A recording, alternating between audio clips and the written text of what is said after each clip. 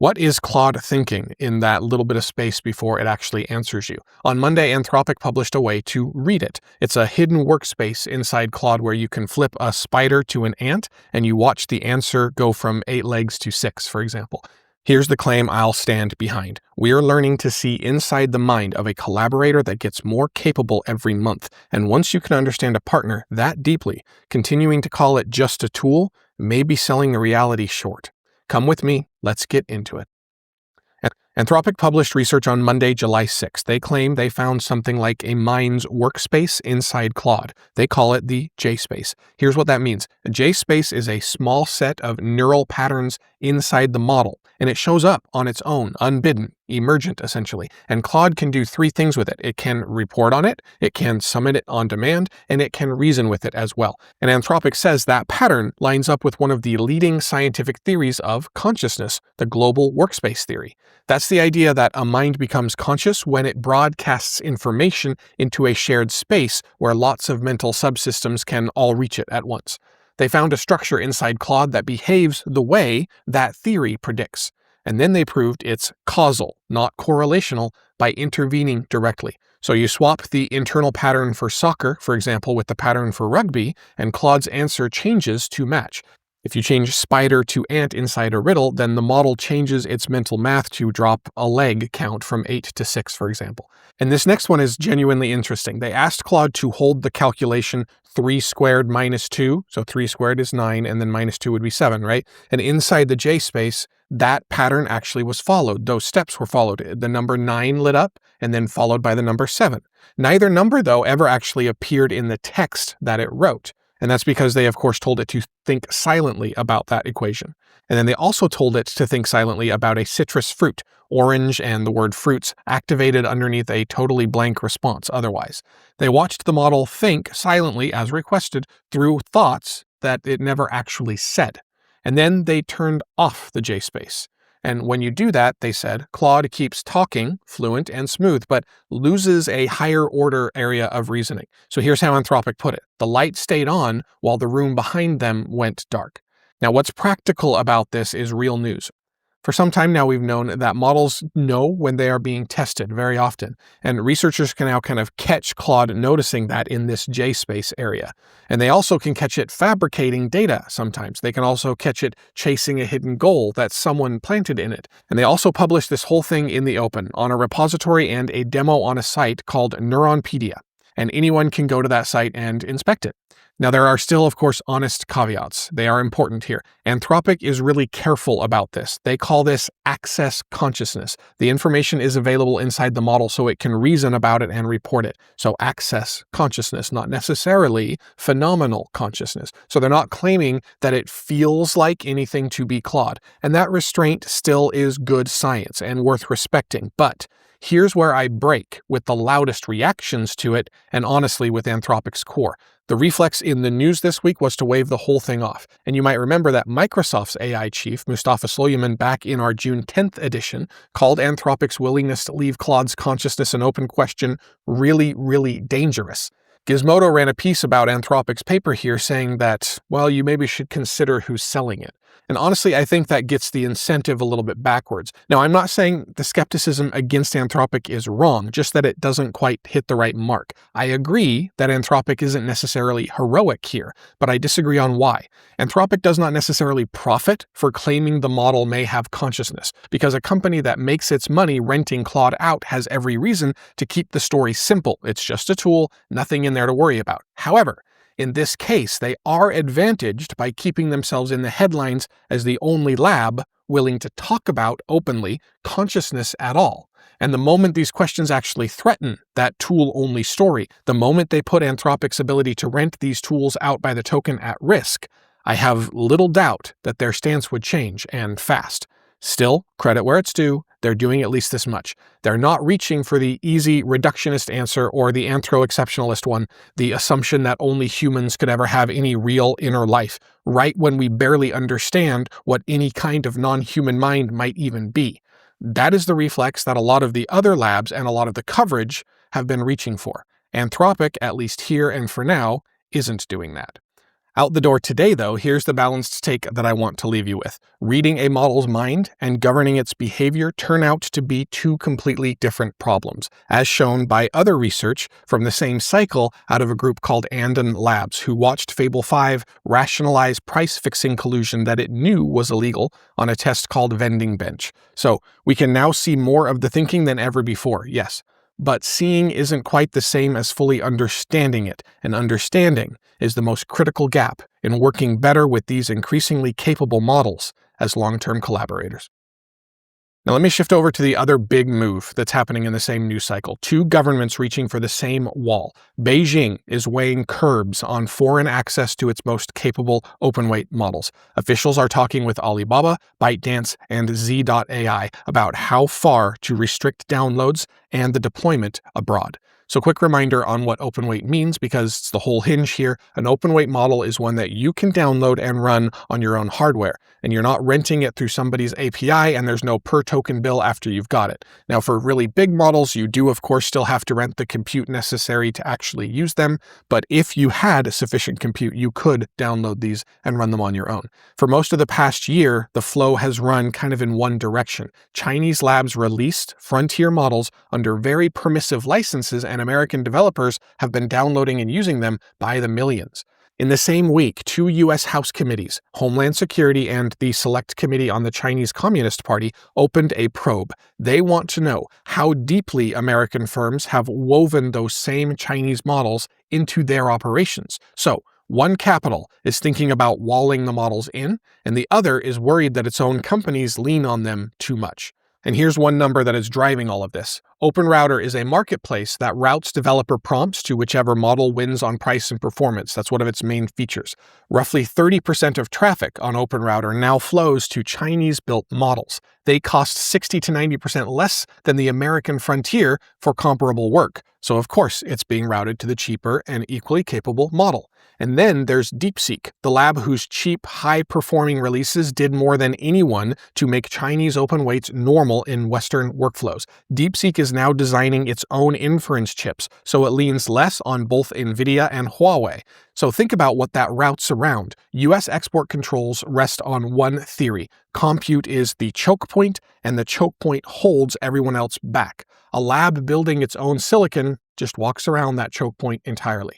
And there's a smaller signal in the same cycle, too. ByteDance's Doubao and Alibaba's Qwen will switch off user-created human-like AI agents. That's because of Beijing's new rules on human-like AI that are supposed to take effect on July 15th. So the walls are going up on the inside as well. But there's one thing that neither wall can touch. The weights already sitting on servers in thousands of companies do not undownload. The substitution already happened. It runs on economics that a hearing can't necessarily just reverse. 60 to 90% cheaper running on hardware that those companies already own. Both governments spent the year competing to control the frontier, and they're discovering that the frontier already left the building a while ago.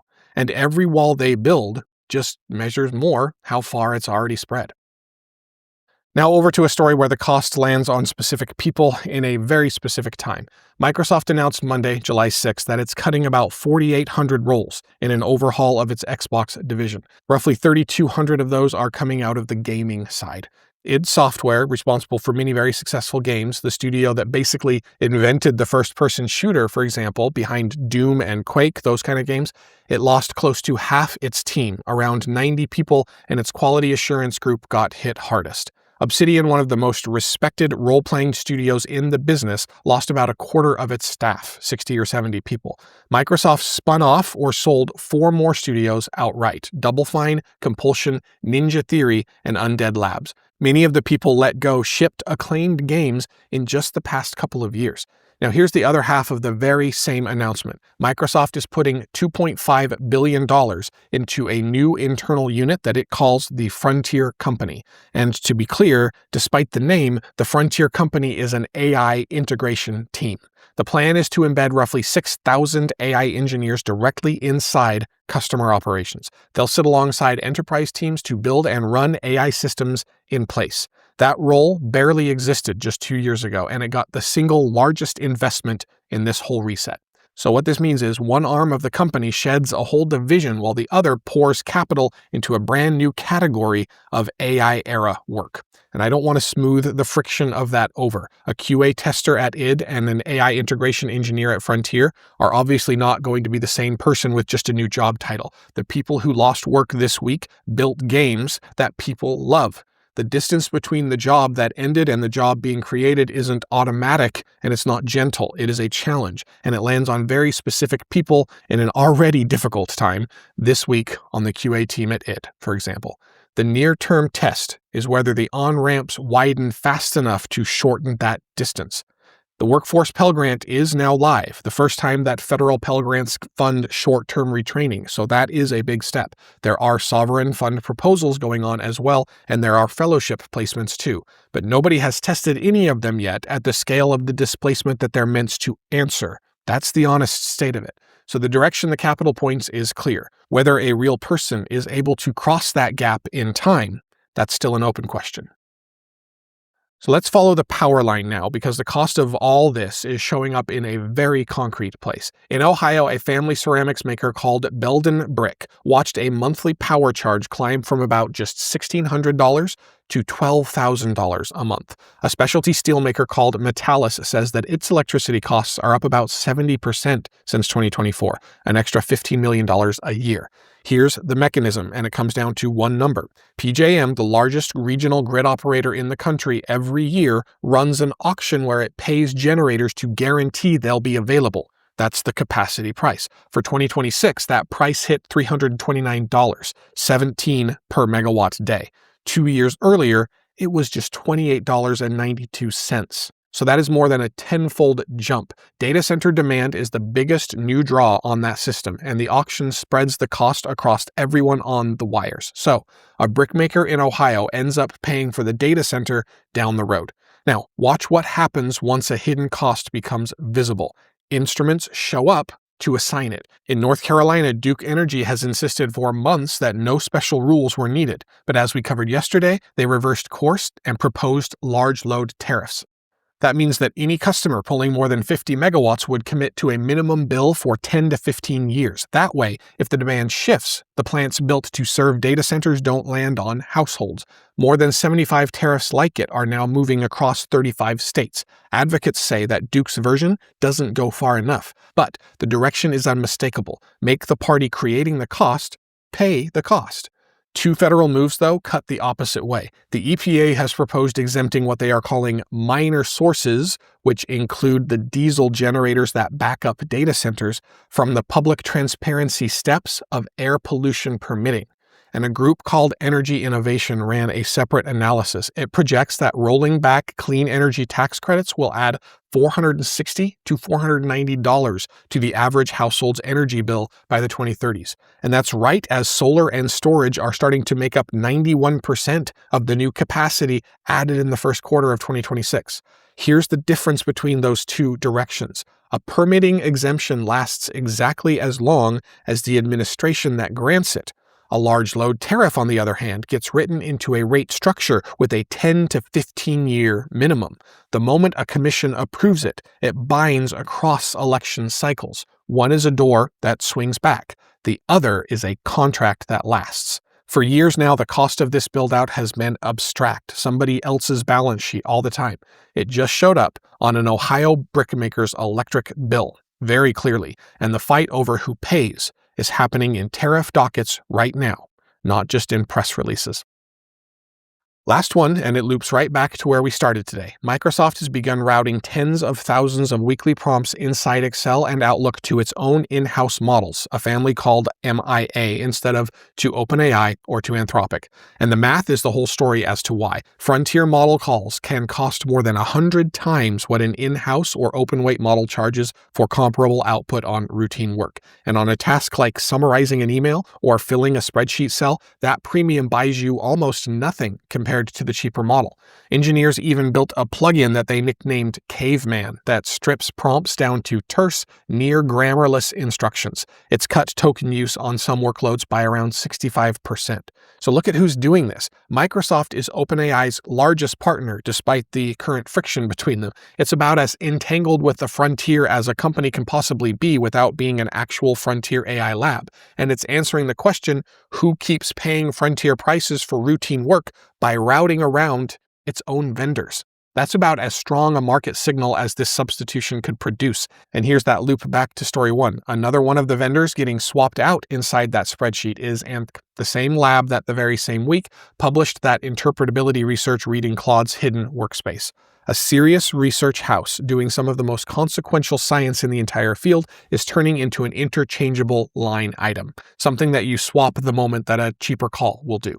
The tension between those two facts is really the whole shape of this moment that we're living through right now. One honest caveat. This hasn't dented Anthropic's revenue at all. That keeps climbing on coding and agentic work, the harder problems where the capability premium still does clearly pay. And that's the clear signal of where this is heading. The premium collapses toward the narrow band of genuinely hard problems. Everything else, the email summaries, the spreadsheet fields, commoditizes toward intelligence that is cheap, plentiful, and self-hosted. What's ending is the assumption that being the frontier lets you charge frontier prices for work that the frontier made trivial a long time ago. All right, let's bring it all together. Look at what everyone was reaching for today. Beijing reaching for a wall around models that 30% of the world's developers already run. Washington reaching for probe into a dependency that it cannot reverse.